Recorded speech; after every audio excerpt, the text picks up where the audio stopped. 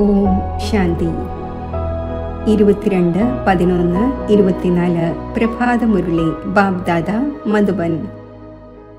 ബാബ പറയുന്നു, മധുരമായ കുട്ടികളെ, ബാബയുടെ ശ്രീമത്തനുസരിച്ച് നടക്കുന്നത് തന്നെയാണ് ബാബയുടെ റിഗാർഡ് വയ്ക്കുക എന്നത്. മന്മത്തനുസരിച്ച് നടക്കുന്നവർ ഡിസ്റിഗാർഡ് ചെയ്യുകയാണ്. ചോദ്യം: ഗൃഹസ്ഥ വ്യവഹാരത്തിൽ ഇരിക്കുന്നവരെ ഏതൊരു കാര്യത്തിൽ ബാബ വിലക്കുന്നില്ല, എന്നാൽ ഒരു ഡയറക്ഷൻ നൽകുന്നു. അത് ഏതാണ്? ഉത്തരം: ബാബ പറയുന്നു, കുട്ടികളെ, നിങ്ങൾ എല്ലാവരുടെയും കണക്ഷനിൽ വന്നുകൊള്ളൂ. ഏതെങ്കിലും തൊഴിലോ മറ്റോ ചെയ്തുകൊള്ളൂ. സമ്പർക്കത്തിൽ വരേണ്ടി വരികയും നിറമുള്ള വസ്ത്രങ്ങൾ ധരിക്കേണ്ടി വരികയുമാണെങ്കിൽ ധരിച്ചുകൊള്ളൂ. ബാബ വിലക്കുന്നില്ല. ബാബയാണെങ്കിൽ കേവലം ഡയറക്ഷൻ നൽകുന്നു. കുട്ടികളെ, ദേഹസഹിതം ദേഹത്തിൻ്റെ എല്ലാ സംബന്ധങ്ങളിൽ നിന്നും മമത്വം മാറ്റി എന്നെ ഓർമ്മിക്കൂ. ഓം ശാന്തി. ശിവ് ബാബയിരുന്ന് കുട്ടികൾക്ക് മനസ്സിലാക്കിച്ചു തരുന്നു. അതിനർത്ഥം തനിക്ക് സമാനം ആക്കുന്നതിൻ്റെ പുരുഷാർത്ഥം ചെയ്യിക്കുന്നു. ഏതുപോലെ ഞാൻ ജ്ഞാനത്തിൻ്റെ സാഗരമാണ്, അതേപോലെ കുട്ടികളും ആകണം. എല്ലാവരും ഒരുപോലെ ആകില്ല എന്നത് മധുരമായ കുട്ടികൾ അറിയുന്നുണ്ട്. പുരുഷാർത്ഥം ഓരോരുത്തർക്കും അവരവരുടേത് ചെയ്യേണ്ടതുണ്ട്. സ്കൂളിൽ സ്റ്റുഡൻസ് ധാരാളം പഠിക്കുന്നു. എന്നാൽ എല്ലാവരും ഒരുപോലെ പാസ് വിത്ത് ഓണേഴ്സ് ആകുന്നില്ല. എന്നിരുന്നാലും ടീച്ചർ പുരുഷാർത്ഥം ചെയ്യിക്കുന്നു. കുട്ടികളായ നിങ്ങളും പുരുഷാർത്ഥം ചെയ്യുന്നു. ബാബു ചോദിക്കുന്നു, നിങ്ങൾ എന്താകും? എല്ലാവരും പറയും, നമ്മൾ വന്നിരിക്കുന്നത് തന്നെ നരനിൽ നിന്നും നാരായണനും നാരിയിൽ നിന്നും ലക്ഷ്മിയും ആകുവാനാണ്. ഇത് ശരി തന്നെ. പക്ഷേ തൻ്റെ ആക്ടിവിറ്റീസും നോക്കൂ. ബാബയും ഉയർന്നതിലും ഉയർന്നതാണ്, ടീച്ചറുമാണ്, ഗുരുവുമാണ്. ഈ ബാബയെ ആരും അറിയുന്നില്ല. കുട്ടികളായ നിങ്ങൾ അറിയുന്നുണ്ട്, ശിവ് ബാബ നമ്മുടെ ബാബയുമാണ്, ടീച്ചറുമാണ്, സദ്ഗുരുവുമാണ്. എന്നാൽ ആ ഒന്ന് എങ്ങനെയാണോ അതേപോലെ ആ ഒന്നിനെ അറിയുന്നതും പ്രയാസമാണ്. പിതാവിനെ അറിയുമ്പോൾ ടീച്ചറാണ് എന്നത് മറന്നുപോകും, പിന്നെ ഗുരുവാണെന്നതും മറന്നുപോകും. ബാബയോട് കുട്ടികൾ റിഗാർഡ് വയ്ക്കേണ്ടതുണ്ട്. റിഗാർഡ് എന്ന് എന്തിനെയാണ് പറയുന്നത്? ബാബ എന്ത് പഠിപ്പിക്കുന്നുവോ അത് നല്ല രീതിയിൽ പഠിക്കുന്നു, എന്നാൽ റിഗാർഡ് വയ്ക്കുന്നു എന്നർത്ഥം. ബാബ വളരെ മധുരമാണ്. ഉള്ളിൽ വളരെയധികം സന്തോഷത്തിൻ്റെ രസം കയറേണ്ടതാണ്. അപാര സന്തോഷം ഉണ്ടായിരിക്കേണ്ടതാണ്. ഓരോരുത്തരും സ്വയം തന്നോട് ചോദിക്കണം, നമുക്ക് ഇങ്ങനെയുള്ള സന്തോഷമുണ്ടോ? എല്ലാവരും ഒന്നുപോലെ ആയിരിക്കുക സാധ്യമല്ല. പഠനത്തിലും വാസ്റ്റ് ഡിഫറൻസ് ഉണ്ട്. ആ സ്കൂളുകളിലും എത്രമാത്രം വ്യത്യാസമുണ്ട്. അതാകട്ടെ കോമൺ ടീച്ചറാണ് പഠിപ്പിക്കുന്നത്. ഇതാണെങ്കിൽ അൺകോമൺ ആണ്. ഇങ്ങനെയുള്ള ഒരു ടീച്ചർ ഉണ്ടായിരിക്കുന്നതേയില്ല. നിരാകാരനായ ഫാദർ ടീച്ചറുമാകുന്നു എന്നത് ആർക്കും അറിയുകയില്ല. ശ്രീകൃഷ്ണന്റെ നാമം നൽകിയിരിക്കുകയാണ് എങ്കിലും ആ ഒന്ന് എങ്ങനെയാണ് ഫാദറാകാൻ സാധിക്കുക എന്നത് അവർക്കറിയുകയില്ല. ശ്രീകൃഷ്ണൻ ദേവതയാണല്ലോ. പൊതുവെ കൃഷ്ണൻ എന്ന പേരും ധാരാളം പേർക്കുണ്ട്. എന്നാൽ കൃഷ്ണൻ എന്ന് പറയുമ്പോൾ തന്നെ ശ്രീകൃഷ്ണനാണ് മുന്നിൽ വരുന്നത്. അത് ദേഹധാരിയാണല്ലോ. നിങ്ങൾക്കറിയാം, ഈ ശരീരം ആ ഒന്നിൻ്റേതല്ല. സ്വയം പറയുന്നു, ഞാൻ ലോൺ എടുത്തിരിക്കുകയാണ്. ഇദ്ദേഹം മുൻപും മനുഷ്യനായിരുന്നു, ഇപ്പോഴും മനുഷ്യനാണ്. ഇദ്ദേഹം ഭഗവാനല്ല. ആ ഒന്നാണെങ്കിൽ ഒരേ ഒരു നിരാകാരമാണ്. ഇപ്പോൾ കുട്ടികളായി നിങ്ങൾക്ക് എത്ര രഹസ്യം മനസ്സിലാക്കിച്ചു തരുന്നു. പക്ഷേ എന്നിരുന്നാലും ഫൈനലായി പിതാവായി മനസ്സിലാക്കുക, ടീച്ചറായി മനസ്സിലാക്കുക, ഇത് ഇപ്പോൾ ഉണ്ടാവുക സാധ്യമല്ല. അടിക്കടി മറന്നുപോകും. ദേഹധാരിയുടെ നേർക്ക് ബുദ്ധി പോകുന്നു. ഫൈനലായി ബാബ പിതാവും ടീച്ചറും സദ്ഗുരുവുമാണ് എന്ന നിശ്ചയം ബുദ്ധിയിൽ ഇപ്പോഴില്ല. ഇപ്പോഴാണെങ്കിൽ മറന്നുപോകുന്നു. സ്റ്റുഡൻസ് എപ്പോഴെങ്കിലും ടീച്ചറിനെ മറക്കുമോ? ഹോസ്റ്റലിൽ ആരാണോ കഴിയുന്നത് അവർ ഒരിക്കലും മറക്കുകയില്ല. ഏത് സ്റ്റുഡൻസ് ഹോസ്റ്റലിൽ കഴിയുന്നുവോ അവർ ഉറച്ചവർ ആയിരിക്കുമല്ലോ. ഇവിടെയാണെങ്കിൽ ആ ഉറച്ച നിശ്ചയവുമില്ല. പുരുഷാർത്ഥത്തിൻ്റെ നമ്പർ അനുസരിച്ച് ഹോസ്റ്റലിൽ ഇരിക്കുകയാണ്. അപ്പോൾ തീർച്ചയായും സ്റ്റുഡൻസ് ആണ്. എന്നാൽ ഈ ഉറച്ച നിശ്ചയമില്ല. എല്ലാവരും അവരവരുടെ പുരുഷാർത്ഥമനുസരിച്ച് പദവി നേടിക്കൊണ്ടിരിക്കുകയാണ് എന്നത് അറിയുന്നുണ്ട്. ആ പഠനത്തിലാണെങ്കിൽ പിന്നെയും ചിലർ ബാരിസ്റ്റർ ആകുന്നു, എഞ്ചിനീയർ ആകുന്നു, ഡോക്ടർ ആകുന്നു. ഇവിടെയാണെങ്കിൽ നിങ്ങൾ വിശ്വത്തിൻ്റെ അധികാരി ആയിക്കൊണ്ടിരിക്കുകയാണ്. അപ്പോൾ ഇങ്ങനെയുള്ള സ്റ്റുഡൻറ്റിൻ്റെ ബുദ്ധി എങ്ങനെ ആയിരിക്കേണ്ടതാണ്? പെരുമാറ്റവും സംഭാഷണവും എത്ര നല്ലതായിരിക്കേണ്ടതാണ്? ബാബ മനസ്സിലാക്കിച്ചു തരുന്നു, കുട്ടികളെ, നിങ്ങൾ ഒരിക്കലും കരയരുത്. നിങ്ങൾ വിശ്വത്തിൻ്റെ അധികാരിയാകുന്നു. നെഞ്ചത്തടിച്ച് നിലവിളിക്കരുത്. നെഞ്ചത്തടിച്ച് നിലവിളിക്കുന്നത് ഹയസ്റ്റ് കരച്ചിലാണ്. ബാബ പറയുന്നു, ആര് കരഞ്ഞുവോ അവർ നഷ്ടപ്പെടുത്തി. വിശ്വത്തിൻ്റെ ഉയർന്നതിലും ഉയർന്ന ചക്രവർത്തി പദവി പാഴാക്കിയിരിക്കുന്നു. നമ്മൾ നരനിൽ നിന്നും നാരായണൻ ആകുവാൻ വന്നിരിക്കുകയാണ് എന്ന് പറയുന്നു. പക്ഷേ പെരുമാറ്റം എവിടെ? നമ്പർ വൈസ് പുരുഷാർത്ഥമനുസരിച്ച് എല്ലാവരും പുരുഷാർത്ഥം ചെയ്തുകൊണ്ടിരിക്കുന്നു. ചിലരാണെങ്കിൽ നല്ല രീതിയിൽ പാസ്സായി സ്കോളർഷിപ്പ് നേടുന്നു, ചിലർ തോറ്റുപോകുന്നു. നമ്പർ വൈസ് തന്നെയാണ്. നിങ്ങൾക്കിടയിലും ചിലർ പഠിക്കുന്നു, ചിലർ പഠിക്കുന്നുമില്ല. ഏതുപോലെ ഗ്രാമത്തിലുള്ളവർക്ക് പഠിക്കുന്നത് നല്ലതായി തോന്നുന്നില്ല. പുല്ല് വെട്ടാൻ പറയുകയാണെങ്കിൽ സന്തോഷത്തോടെ പോകും. അതിൽ സ്വതന്ത്ര ജീവിതം ഉള്ളതായി മനസ്സിലാക്കുന്നു. പഠിക്കുന്നത് ബന്ധനമായി മനസ്സിലാക്കുന്നു. ഇങ്ങനെയും ധാരാളം പേരുണ്ട്. ധനികരിലും ഭൂ ഉടമകളായ ആൾക്കാരും കുറവൊന്നുമല്ല.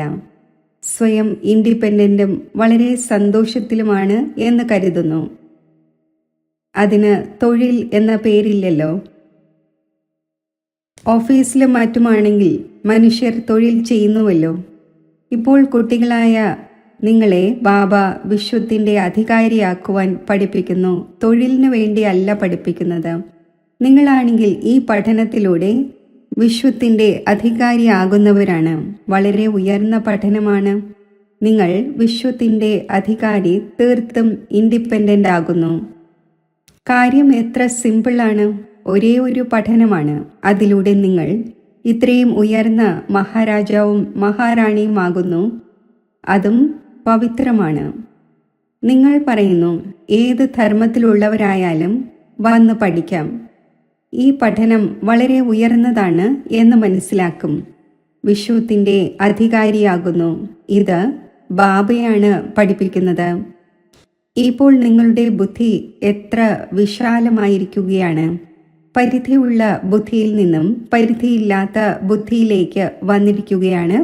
നമ്പർ വൈസ് പുരുഷാർത്ഥം അനുസരിച്ച് നമ്മൾ ഏവരും മറ്റുള്ളവരെ വിശ്വത്തിൻ്റെ അധികാരിയാക്കട്ടെ എന്ന് എത്ര സന്തോഷമുണ്ട്. വാസ്തവത്തിൽ തൊഴിൽ അവിടെയുമുണ്ട്. ദാസദാസിമാർ, വേലക്കാർ തുടങ്ങിയവർ വേണമല്ലോ. പഠിച്ചവരുടെ മുന്നിൽ പഠിത്തമില്ലാത്തവർ തലകുനിക്കും.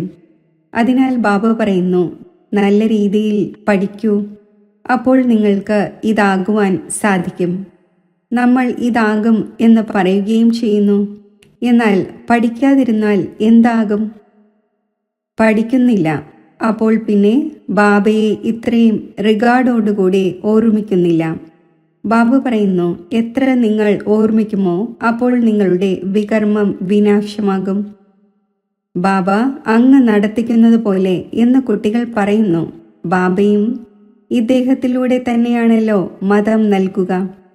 എന്നാൽ ഈ ഒന്നിൻ്റെ മതവും സ്വീകരിക്കുന്നില്ല. വീണ്ടും പഴയ ജീർണിച്ച മനുഷ്യ മതമനുസരിച്ച് തന്നെ നടക്കുന്നു. ശിവ് ബാബ ഈ രഥത്തിലൂടെ മതം നൽകുന്നു എന്നത് കാണുന്നുമുണ്ട്. എന്നിട്ടും സ്വന്തം മതമനുസരിച്ച് നടക്കുന്നു. അതിനെ ചില്ലിക്കാശിൻ്റെ കവടി പോലെയുള്ള മതം എന്ന് പറയും. അതനുസരിച്ച് നടക്കുന്നു. രാവണന്റെ മതമനുസരിച്ച് നടന്ന് ഈ സമയത്ത് കവടി തുല്യമായിരിക്കുന്നു. ഇപ്പോൾ രാമനാകുന്ന ശിവ് ബാബ മതം നൽകുന്നു. നിശ്ചയത്തിൽ തന്നെയാണ് വിജയമുള്ളത്. ഇതിൽ ഒരിക്കലും നഷ്ടമുണ്ടാവുകയില്ല. നഷ്ടത്തെയും ബാബ നേട്ടത്തിലേക്ക് പരിവർത്തനപ്പെടുത്തും.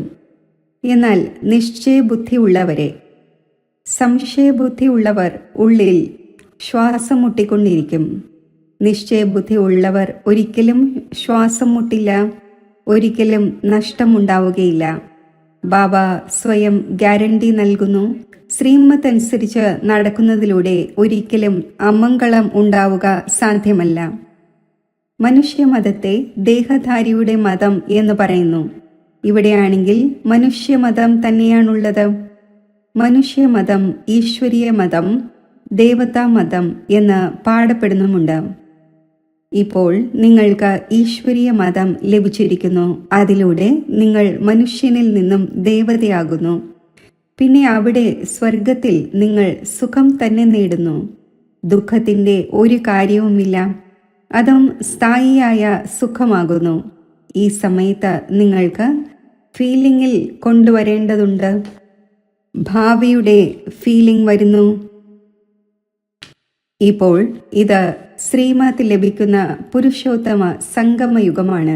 ബാബ പറയുന്നു, ഞാൻ കൽപ്പകൽപ്പങ്ങളിൽ കൽപ്പത്തിൻ്റെ സംഗമയുഗത്തിൽ വരുന്നു. അത് നിങ്ങൾ അറിയുന്നുണ്ട്. ആ ഒന്നിൻ്റെ മതത്തിലൂടെ നിങ്ങൾ നടക്കുന്നു.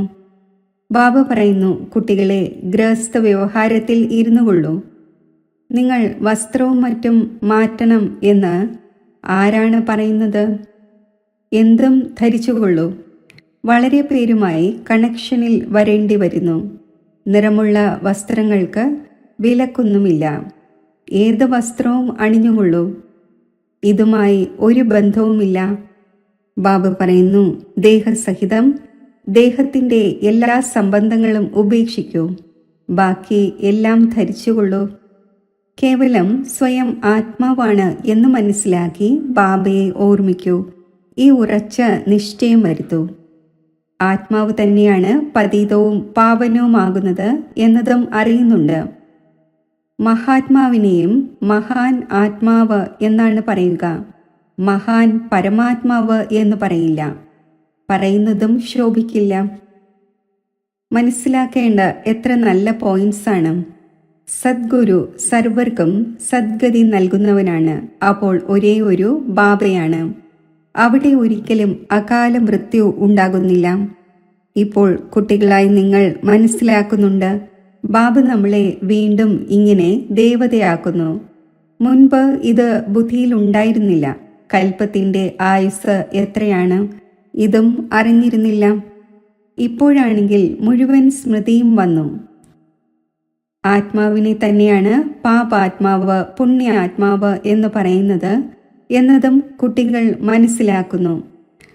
പാപ പരമാത്മാവ് എന്നൊരിക്കലും പറയുന്നില്ല. പിന്നെ ആരെങ്കിലും പരമാത്മാവ് സർവവ്യാപിയാണ് എന്ന് പറഞ്ഞാലും എത്ര അറിവില്ലായ്മയാണ്. ഇത് ബാബ തന്നെയാണ് മനസ്സിലാക്കിച്ചു തരുന്നത്. ഇപ്പോൾ നിങ്ങൾ അറിയുന്നുണ്ട്, 5000 വർഷത്തിനു ശേഷം ബാബ തന്നെയാണ് വന്ന് പാപ ആത്മാക്കളെ പുണ്യ ആത്മാവാക്കുന്നത്.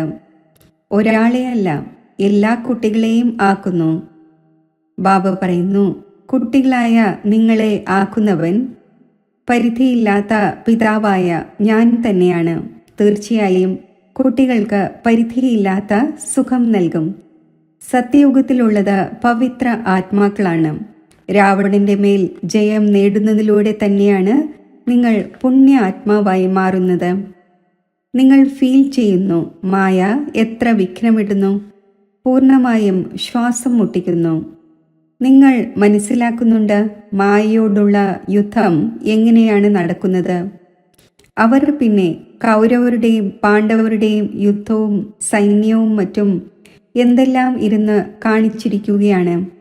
ഈ യുദ്ധത്തെക്കുറിച്ച് ആർക്കും അറിയില്ല. ഇത് ഗുപ്തമാണ്. ഇതിനെ നിങ്ങൾ തന്നെയാണ് അറിയുന്നത്.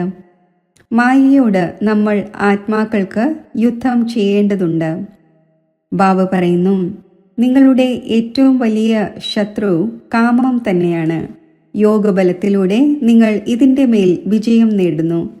യോഗബലത്തിൻ്റെ അർത്ഥവും ആരും മനസ്സിലാക്കുന്നില്ല. ആരാണോ സതോ പ്രധാനം ആയിരുന്നത് അവർ തന്നെയാണ് തമോ പ്രധാനം ആയിരിക്കുന്നത്. ബാബ സ്വയം പറയുന്നു, വളരെയധികം ജന്മങ്ങളുടെ അന്തിമത്തിൽ ഞാൻ ഈ ദേഹത്തിൽ പ്രവേശിക്കുന്നു. അത് തന്നെ തമോ പ്രധാനമായിരിക്കുകയാണ്. തത്വം. ബാബ ഒരാളോടല്ല പറയുന്നത്, നമ്പർ വൈസായി എല്ലാവരോടും പറയുന്നു.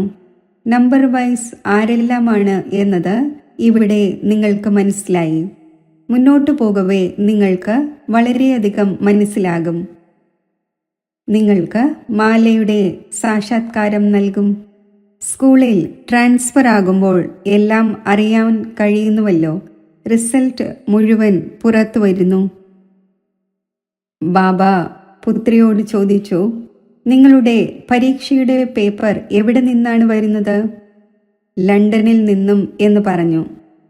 ഇപ്പോൾ നിങ്ങളുടെ പേപ്പേഴ്സ് എവിടെ നിന്നാണ് വരിക? മുകളിൽ നിന്ന്. നിങ്ങളുടെ പേപ്പർ മുകളിൽ നിന്നും വരും.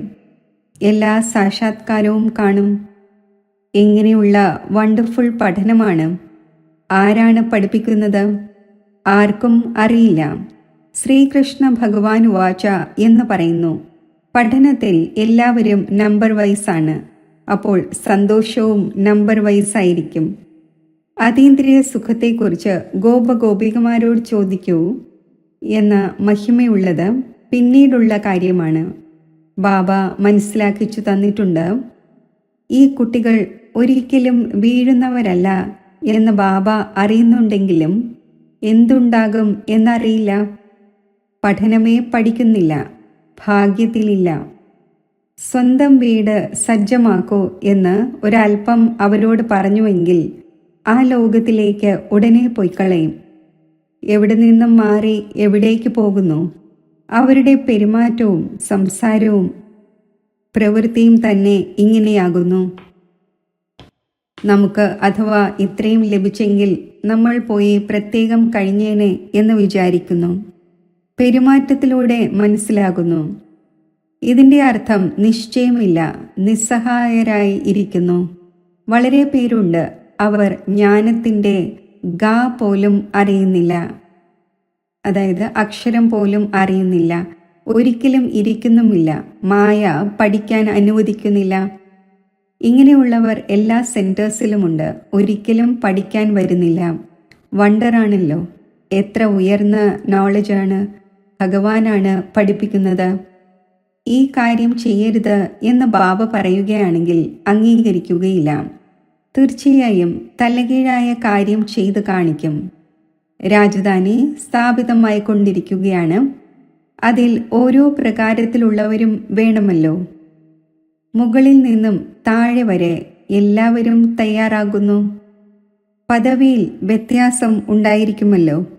ഇവിടെയും നമ്പർ അനുസരിച്ച് പദവിയുണ്ട്. കേവലം വ്യത്യാസം എന്താണ്? അവിടെ ആയുസ് വലുതാണ്, സുഖവും ഉണ്ടായിരിക്കും. ഇവിടെ ആയുസ് ചെറുതാണ്, ദുഃഖവുമുണ്ട്. കുട്ടികളുടെ ബുദ്ധിയിൽ ഈ വണ്ടർഫുൾ കാര്യങ്ങളുണ്ട്. എങ്ങനെയുള്ള ഡ്രാമയാണ് ഈ ഉണ്ടാക്കപ്പെട്ടിരിക്കുന്നത്! പിന്നെ കൽപ്പകൽപ്പങ്ങളിൽ നമ്മൾ അതേ പാർട്ട് അഭിനയിക്കും. കൽപ്പകൽപ്പങ്ങളിൽ അഭിനയിച്ചു കൊണ്ടിരിക്കും. ഇത്രയും ചെറിയൊരു ആത്മാവിൽ എത്ര പാർട്ട് അടങ്ങിയിരിക്കുകയാണ്! അതേ ഫീച്ചേഴ്സ്, അതേ ആക്ടിവിറ്റി. ഈ സൃഷ്ടിയുടെ ചക്രം തിരിഞ്ഞുകൊണ്ടേയിരിക്കുന്നു.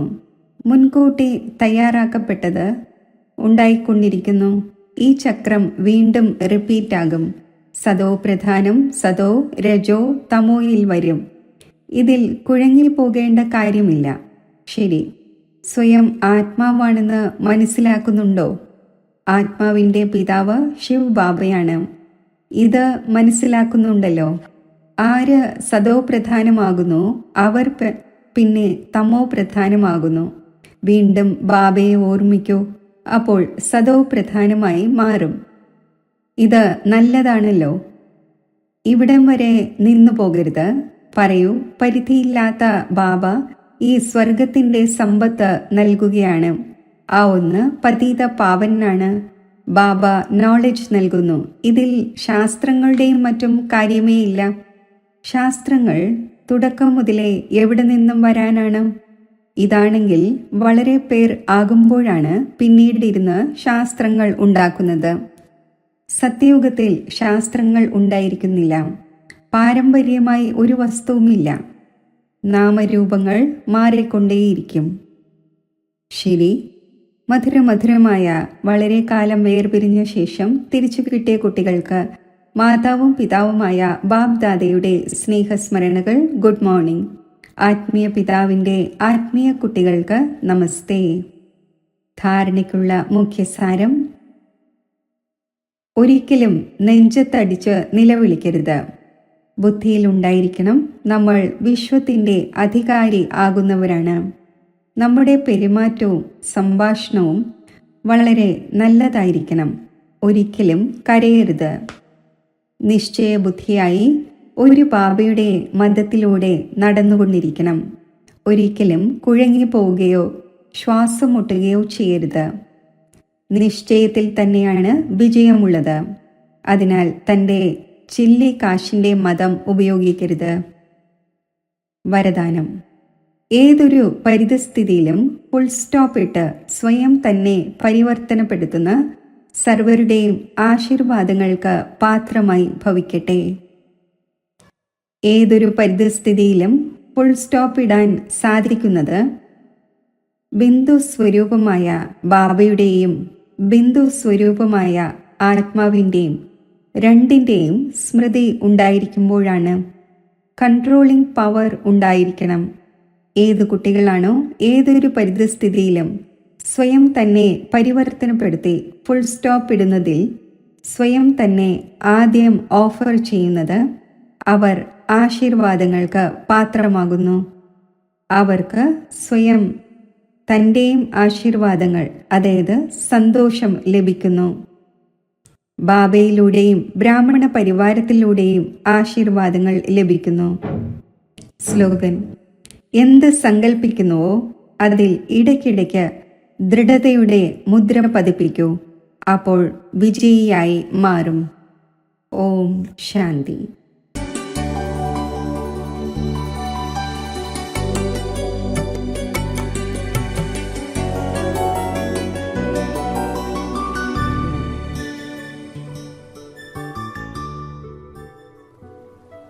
പരിതസ്ഥിതിയെ മറികടക്കാൻ കഴിയുന്നത് സ്വസ്ഥിതിയിലൂടെയാണ്. സ്വസ്ഥിതിക്ക് ആധാരം സ്വമാനമാണ്. അല്പസമയം ഈ അഭ്യാസം ചെയ്യാം.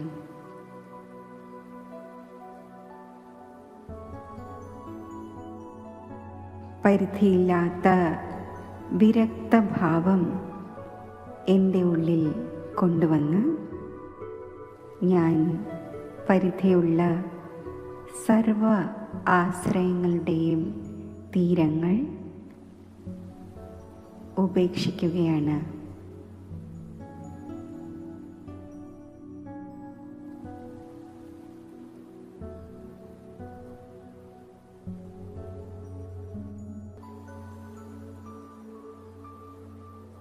ഈ സർവശ്രേഷ്ഠ ഈശ്വരീയ ജന്മത്തിൽ എനിക്ക് ഏക ബലവും ഏക ആശ്രയവും സർവശക്തിവാനായ ബാബയാണ്.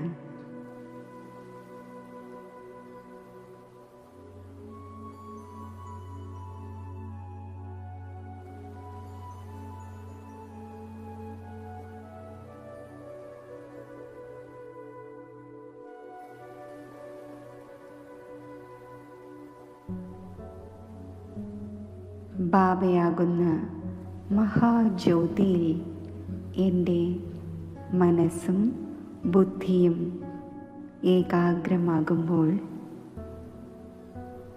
ബാബയുടെ കൂട്ടുകെട്ടിൻ്റെ നിറം എന്നിൽ പതിയുന്നു.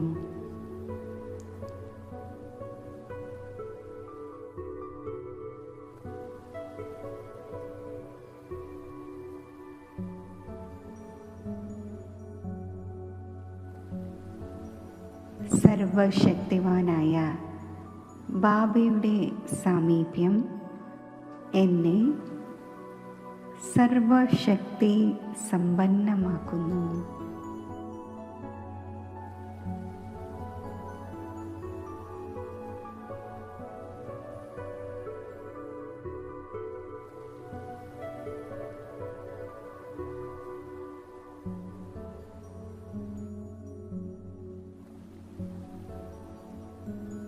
ഞാൻ മാസ്റ്റർ സർവശക്തിവാനാണ്.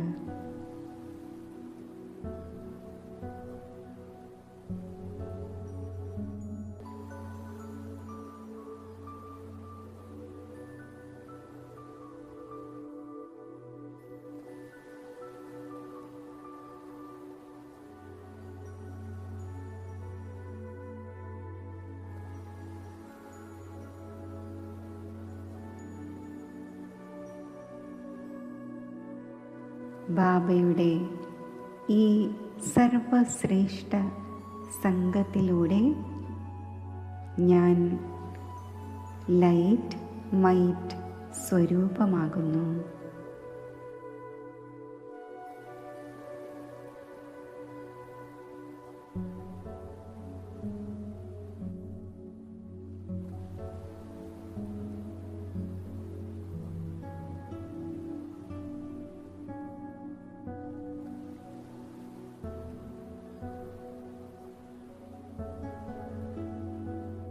സർവശക്തിവാന്റെ സർവശക്തികളുടെയും ഛത്രഛായയ്ക്കുള്ളിൽ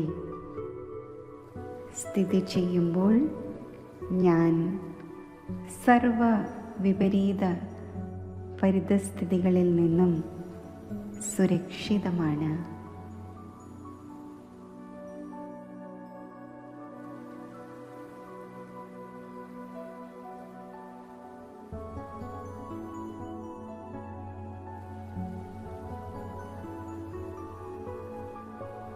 ഈ ശക്തിശാലി സ്വസ്ഥിതിയിൽ ഇരിക്കുമ്പോൾ മായയുടെയും പ്രകൃതിയുടെയും വിപരീത പരിതസ്ഥിതികൾ ഡ്രാമയിലെ ഒരു കളിയായി എനിക്ക് അനുഭവപ്പെടുന്നു.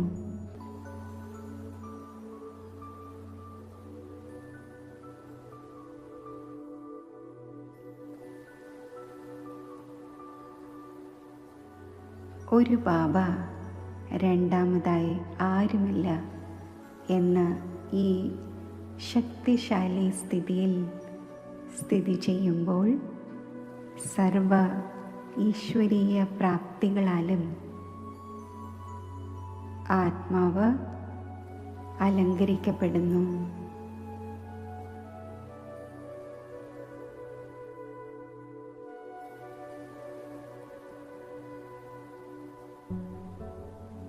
ഞാൻ വിജയീ രത്നമായി, വിശേഷ ആത്മാവായി, ഭാഗ്യശാലിയായി സ്വയം അനുഭവിക്കുന്നു.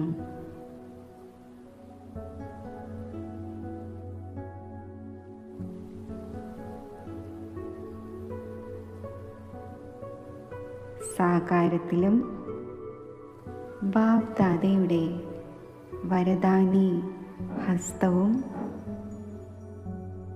ദിവ്യവും അലൗകികവുമായ കൂട്ടുകെട്ടും നിലനിർത്തി സർവശ്രേഷ്ഠവും അലൗകികവുമായ സ്വസ്ഥിതിയിൽ സാക്ഷിസ്ഥിതിയുടെ സിംഹാസനത്തിൽ ഞാൻ വിരാജിക്കുന്നു.